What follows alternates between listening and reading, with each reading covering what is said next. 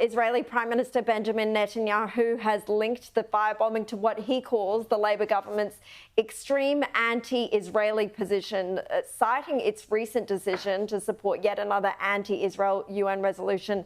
Amanda, such scathing public criticism from Israel's leader surely shows that Australia's relationship with our ally in the Middle East is now firmly in the toilet. We don't actually know. Maybe behind the scenes they have a pretty good relationship. No, I can tell you they don't. but what concerns me is I don't want Albanese to be held personally responsible for the behaviours of society, which we know can be absolutely vile, right?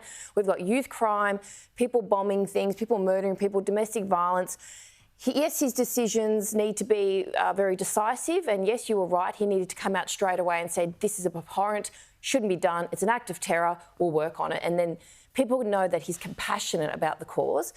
But I don't like it's Albanese's fault that this is happening. It should be more, let's have a discussion. I'm not happy with this. I'm concerned for my people. Let's sit down and talk about it. Because I think that's too combative. And I think all that's going to do is create more divisiveness. And that's not what we need right now. Look, I disagree with that respectfully, Amanda. I think, Sam, that the Prime Minister has a lot to answer for in how he has dealt with incidents of anti-Semitism over the past more than 12 months.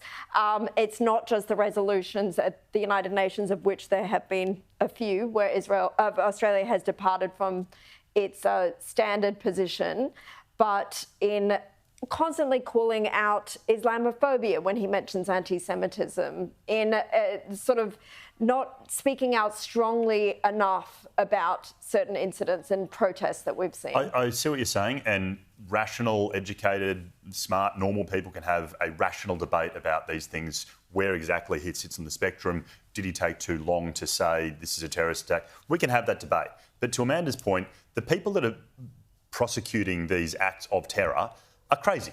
They are not rational. Well, you don't know that. I hear that all the time with terrorist incidents. They're being written off as people who have mental health issues. But look at the millions of terrorists that exist in the Middle East. I don't think it would be fair to just write them all off. Like, they're being motivated in those instances by an ideology. The idea that you could go and blow up a building, go up and blow up a church or a synagogue or something like that, I think that act in and of itself puts you to the utmost extreme of what a normal distribution of behaviour would be, right? Like, that's not a controversial view to say.